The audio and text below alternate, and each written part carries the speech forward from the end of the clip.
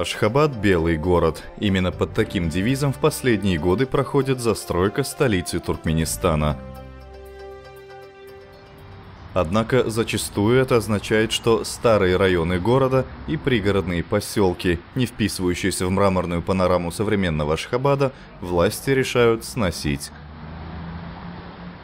Местное население уже обратило внимание на то, что после того, как над их домами пролетает вертолет президента, нужно ждать гостей из местных властных структур, которые потребуют выселяться и сносить жилье. Во многих случаях ни о какой компенсации речи не идет. Помимо домов сносятся пристройки, вырубаются деревья и демонтируются популярные в стране спутниковые антенны.